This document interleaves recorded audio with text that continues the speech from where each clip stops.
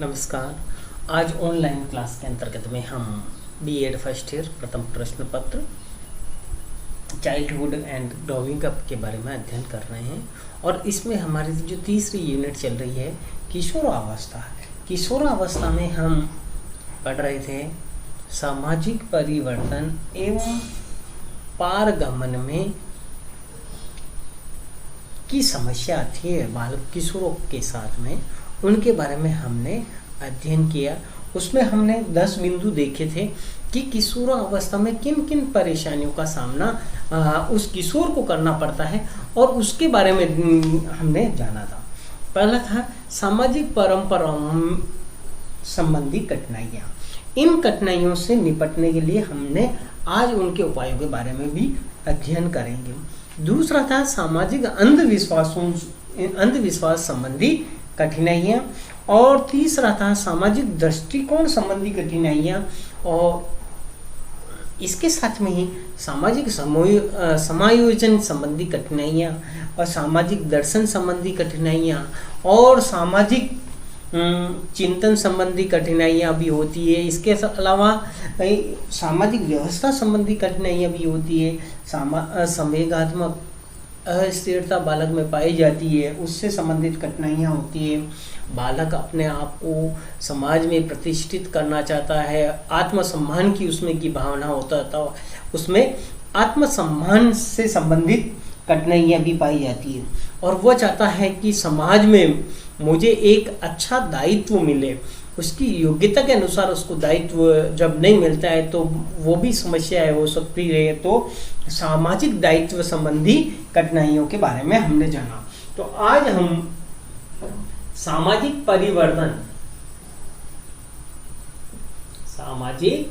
परिवर्तन या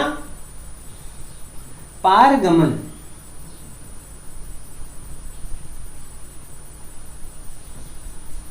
में कठिनाइयों का समाधान पढ़ेंगे।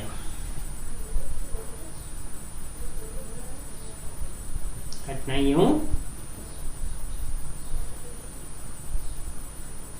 का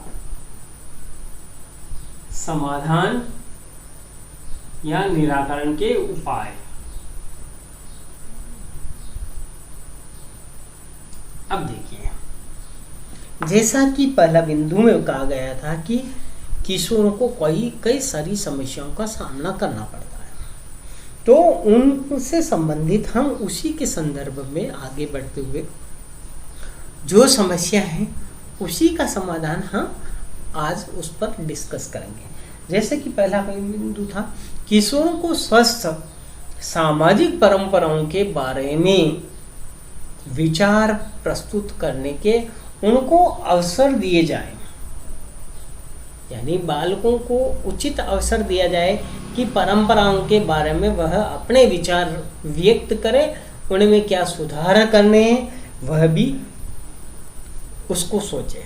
इसके साथ में जब वो विचार व्यक्त करते हैं तो उनके परंपरा संबंधी विचारों को स्वीकार किया जाए और उनसे बात की जाए। ये पहला समाधान है। फिर दूसरा आता है सामाजिक अंधविश्वासों के संदर्भ में हमें बालकों को वैज्ञानिक दृष्टिकोण आधारित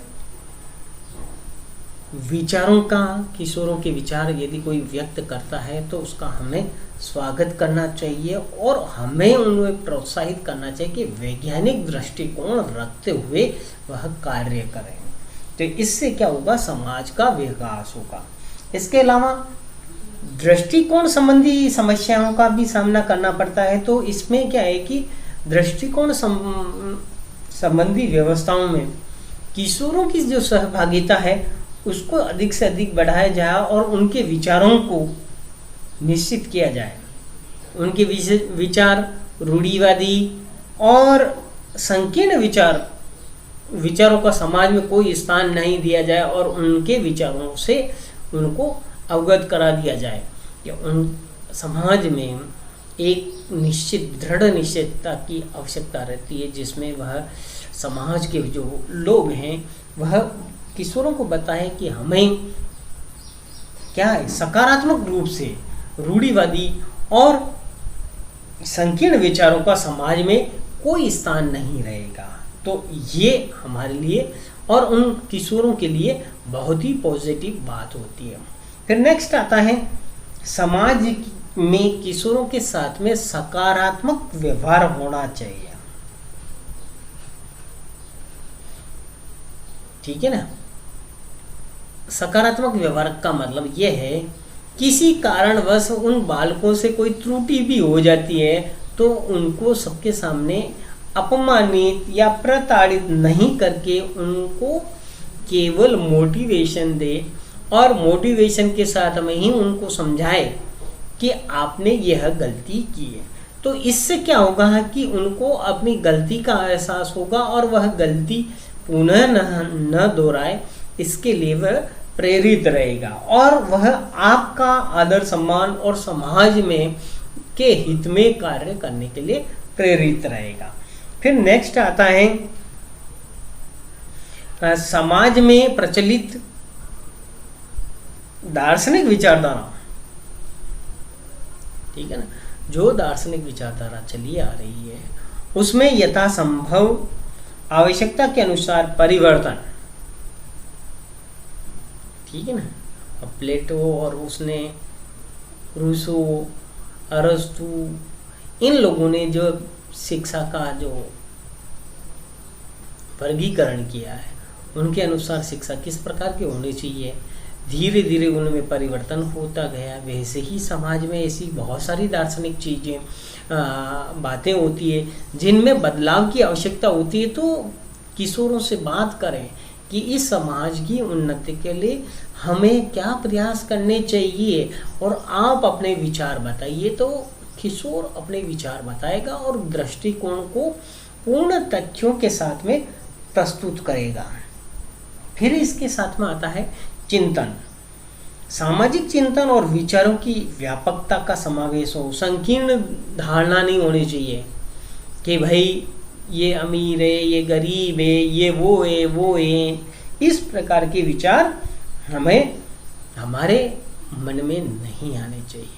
और जो किशोर अपने विचार व्यक्त करता है उसका स्वागत सभी के सामने किया जाना चाहिए, जिससे क्या हो कि उसको प्रोत्साहन मिले और प्रोत्साहन मिलने के साथ में ही वह आगे की भविष्य में भी दूसरे लोगों के लिए भी वह मोटिवेशन का काम करेगा।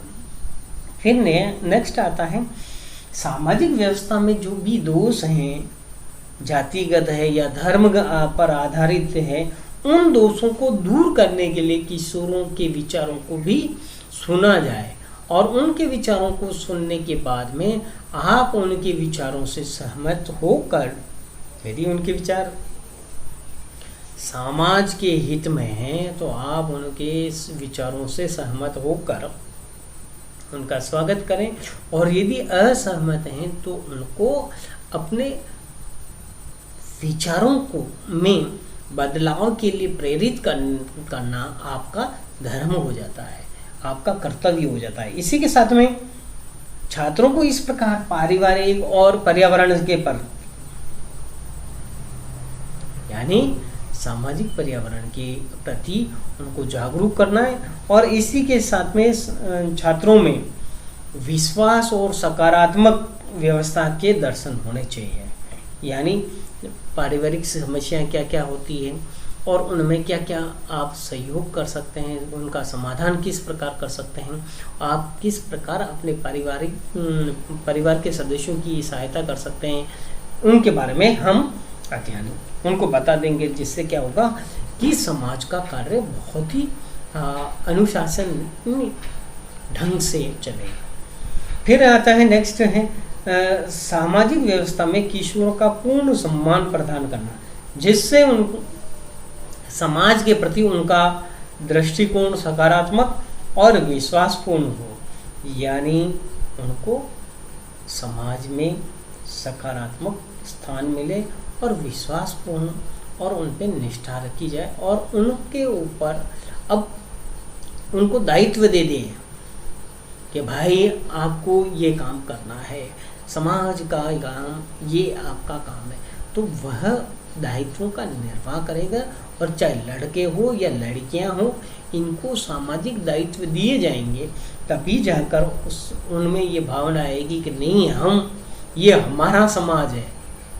वरना क्या होगा, वो 4-5 लोग ही काम कर रहे हैं तो उनमें यही भावना है कि हम कितना भी अच्छा करें चाहे बुरा करें, लोग तो यही काम करने वाले हैं। इसलिए किशोर और किशोरियों को इस समाज के कार्यों में अधिक से अधिक दायित्व दिया जाए। सामाजिक दायित्व में किशोर किशोरियों की भागीदारी को बढ़ाए, जिससे वह समाज को अपना माने।